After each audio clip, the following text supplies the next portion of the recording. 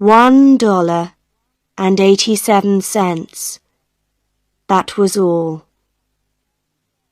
Every day, when she went to the shops, she spent very little money.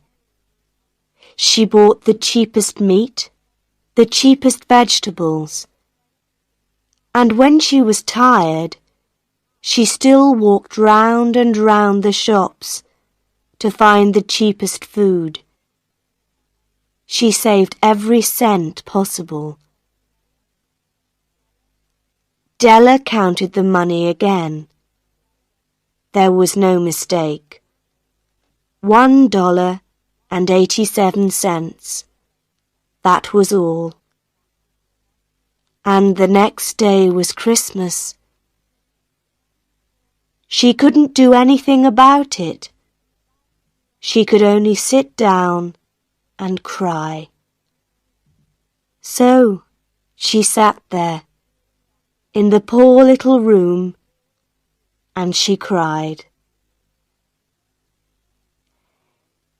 Della lived in this poor little room in New York with her husband, James Dillingham Young. They also had a bedroom and a kitchen and a bathroom, all poor little rooms. James Dillingham Young was lucky because he had a job, but it was not a good job. These rooms took most of his money. Della tried to find work, but times were bad, and there was no work for her. But when Mr. James Dillingham Young came home to his rooms, Mrs. James Dillingham Young called him Jim and put her arms round him, and that was good. Della stopped crying and she washed her face. She stood by the window and looked out at a grey cat on a grey wall in the grey road. Tomorrow was Christmas Day, and she had only $1.87 to buy Jim a Christmas present. Her Jim. She wanted very much to buy him something really fine, something to show how much she loved him. Suddenly, Della turned round and ran over to look in the glass on the wall. Her eyes were bright. Now, the James Dillingham Youngs had two very special things. One was Jim's gold watch.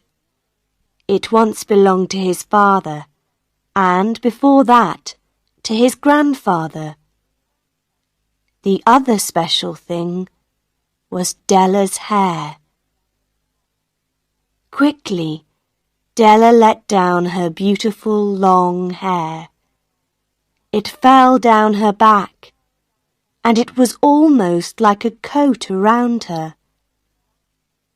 Then she put her hair up again, quickly. For a second or two, she stood still and cried a little. Then she put on her old brown coat and her old brown hat, turned and left the room. She went downstairs and out into the road, and her eyes were bright.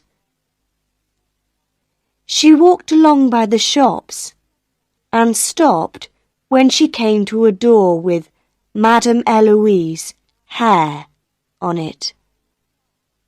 Inside there was a fat woman. She did not look like an Eloise. "Will you buy my hair?" Della asked. "I buy hair," Madame replied. "Take your hat off then, and show me your hair." The beautiful brown hair fell down. $20, Madam said, and she touched the hair with her hand. "Quick, cut it off. Give me the money," Della said.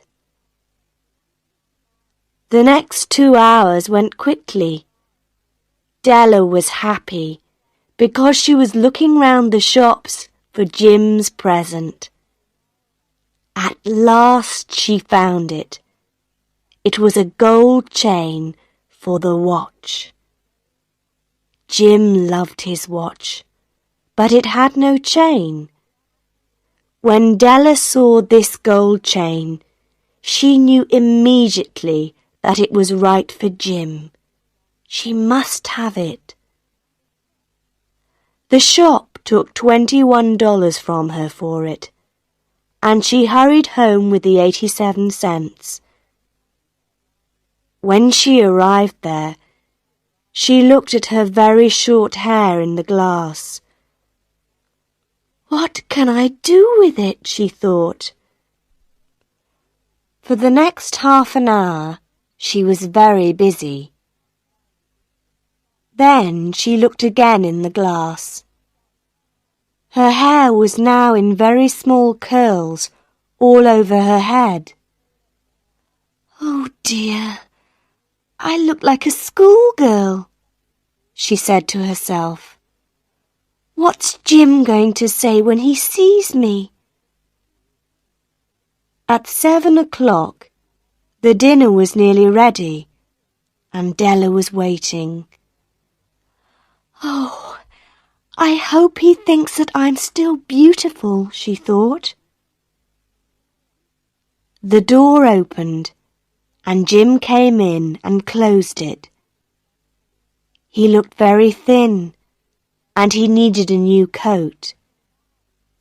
His eyes were on Della. She could not understand the look on his face, and she was afraid. He was not angry or surprised. He just watched her with that strange look on his face. Della ran to him. "Jim," she cried, "don't look at me like that. I sold my hair because I wanted to give you a present. It will soon be long again. I had to do it, Jim. Say Happy Christmas, please. I have a wonderful present for you." "You've cut off your hair?" asked Jim. "Yes, I cut it off and sold it," Della said. "But don't you love me any more, Jim? I'm still me." Jim looked round the room. "You say your hair has gone?" he said, almost stupidly. "Yes, I told you, because I love you. Shall I get the dinner now, Jim?" Suddenly, Jim put his arms round his Della. Then he took something from his pocket and put it on the table. "I love you, Della," he said. "It doesn't matter if your hair is short or long, but if you open that, you'll see why I was unhappy at first." Excited, Della pulled off the paper. Then she gave a little scream.